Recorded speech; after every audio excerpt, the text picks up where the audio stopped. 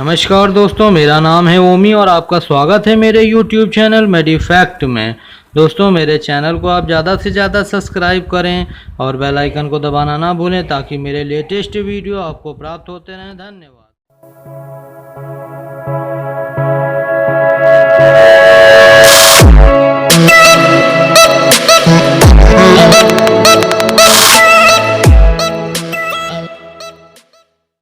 तो आज मैं जिस दवा के बारे में आपको जानकारी देने वाला हूं उसका नाम है चेस्टोन कोल्ड। देख सकते हो जहां मेरा अंगूठा रखा हुआ है यहाँ पर लिखा हुआ है चेस्टोन कोल्ड। तो चलिए जान लेते हैं इस दवा में हमें क्या बेसिक सॉल्ट के रूप में मिलता है। तो यहाँ ऊपर की ओर देख सकते हो लिखा हुआ RX, उसके आगे लिखा हुआ है cetirizine dihydrochloride, phenylephrine hydrochloride and paracetamol tablets.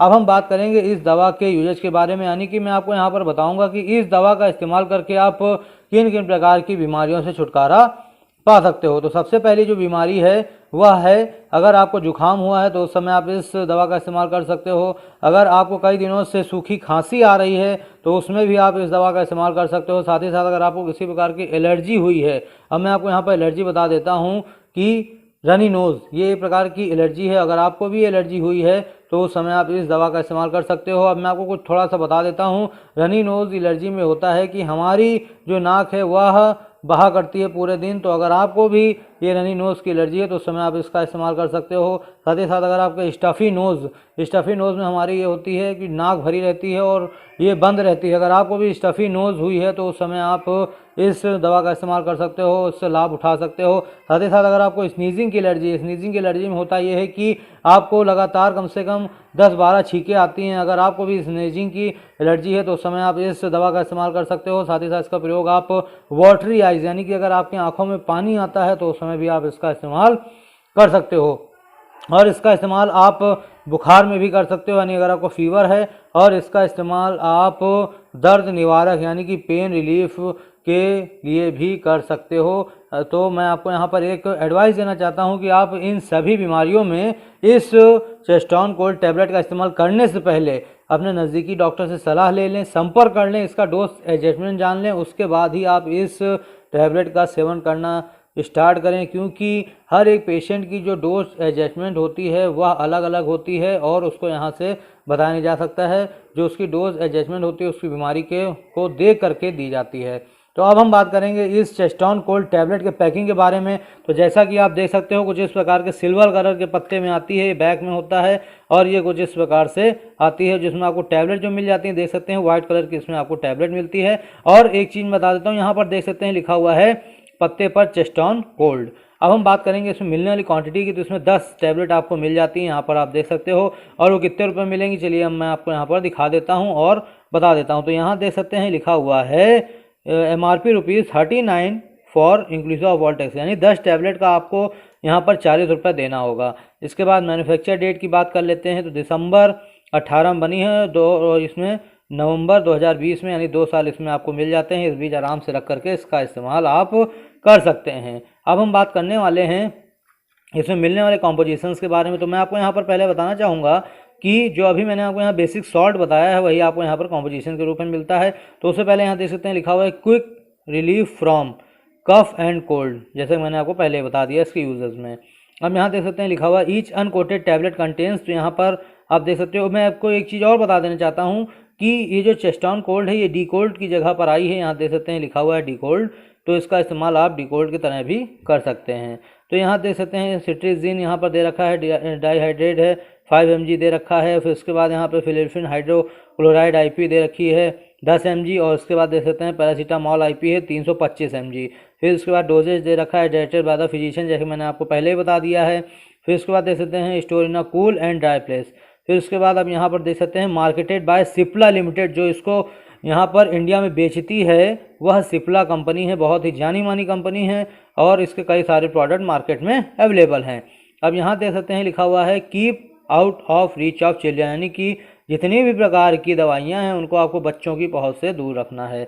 अब यहाँ पर शेड्यूल एच ड्रग वार्निंग दे रखी है, इसको आप पढ़ लीजिएगा।